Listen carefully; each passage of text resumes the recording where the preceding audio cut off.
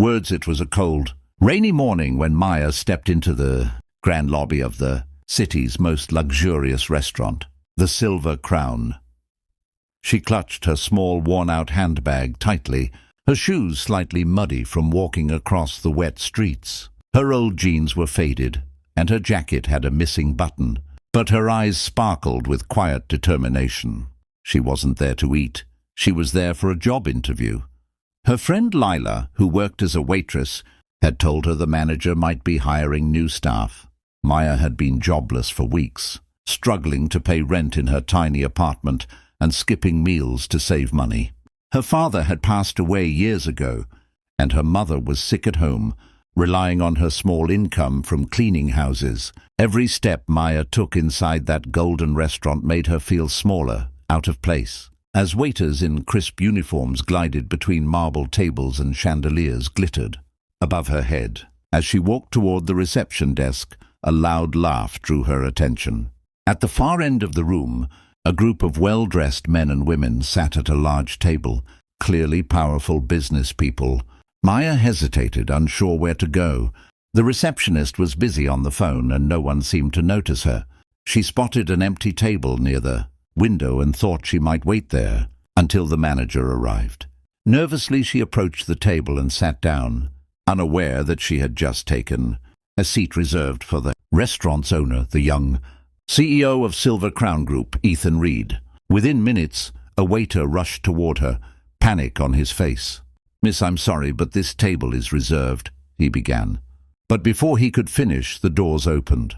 The sound of expensive shoes echoed across the marble floor. Ethan Reed entered, tall and confident in his dark suit. Everyone turned to look at him. The staff froze, and the waiter looked ready to apologize for the mistake. Maya's heart pounded. She stood up, stammering, "I'm sorry, I didn't know." But before she could finish, Ethan raised his hand slightly, stopping the waiter. His sharp eyes softened as he looked at Maya. There was something about her, something genuine, innocent, and out of place in that world of polished wealth. "It's all right," he said calmly. "Let her stay." The entire restaurant went silent. People whispered. Ethan Reed never shared his table with anyone, especially not strangers. Maya froze, unsure what to do. "Sit," he said again, more gently this time, and she obeyed, trembling slightly. The waiter hesitated, but Ethan nodded, signaling him to serve her. "Coffee for her," Ethan added. As Maya sat across from him, she could barely breathe. Her heart raced as the CEO opened a file and began reading, seemingly unfazed by the attention they were getting. After a moment, he looked up and asked, "What brings you here?" Maya hesitated. I came for a job interview, but I think I sat at the wrong table," she admitted, her voice barely above a whisper. Ethan smiled faintly. "Maybe you sat at the right one." His tone carried both curiosity and something deeper, something kind. He asked about her background, and she told him about her struggles, her mother's illness, and how she'd been doing part-time jobs just to survive. She didn't sugarcoat her story. Ethan listened quietly, occasionally sipping his coffee. For a man used to polished lies and empty conversations, her honesty was refreshing. After a while, he leaned back. "You know," he said, "most people I meet pretend to be something they're not. But you're real." Maya blushed, unsure how to respond. "Thank you, sir. I didn't mean to intrude. I just needed a chance." Ethan smiled again, this time warmer. "Then maybe you just found one." Before she could ask what he meant, his assistant appeared, reminding him of a meeting. Ethan stood up, handed her his card and said, "Come to the main office tomorrow morning. Tell them I sent you." Then he left. Maya sat there stunned, staring at the card. Ethan Reed, CEO, Silver Crown Group. She had just spoken to one of the city's most powerful men, and he had invited her to his office. The staff who had ignored her now looked at her differently, even offering her another cup of coffee. She couldn't believe what had just happened. That night she told her mother everything. Her mother smiled weakly, whispering, "Maybe fate sat you at the wrong table for the right reason." Maya smiled, hugging her mother tightly. She didn't know what awaited her tomorrow, but for the first time in a long while she felt hope. Little did she know, that single moment of kindness was about to change her entire life. The next morning, Maya arrived at the towering glass building of Silver Crown Group. She wore her only formal outfit, a simple white blouse and black skirt she had borrowed from her friend Lila.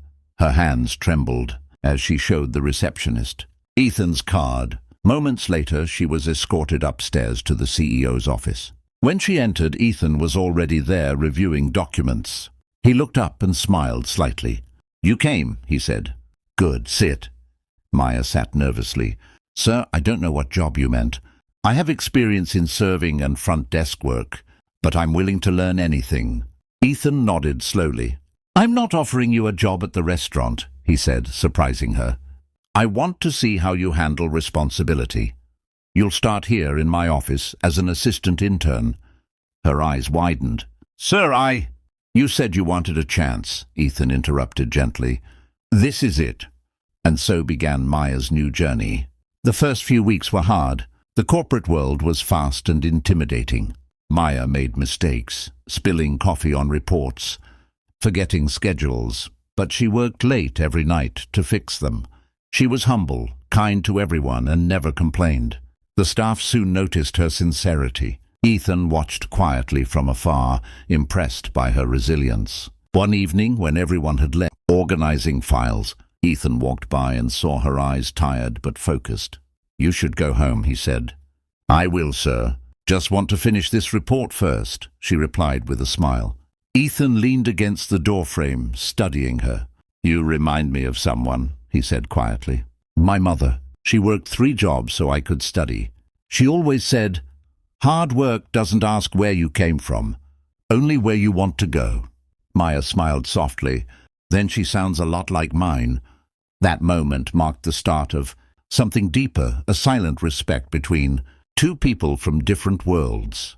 Weeks turned into months, and Maya proved herself indispensable. Her ideas during meetings were sharp, creative, and honest. Ethan began trusting her with major projects. Rumors spread in the office that the poor girl who sat at the wrong table had become the CEO's most trusted employee. But not everyone was happy. Some senior staff grew jealous, accusing her of using sympathy to rise quickly. One day, a board member even mocked her in front of others, saying, "You don't belong here, Maya. People like you are meant to serve tables, not sit in boardrooms." Maya's eyes filled with tears, but she stayed silent. Ethan, who had overheard, walked in and placed a file on the table. "Funny," he said coldly, "because the proposal she wrote just helped us win a $1 million client." The room went quiet. Then Ethan turned to Maya. "Never let anyone tell you where you belong.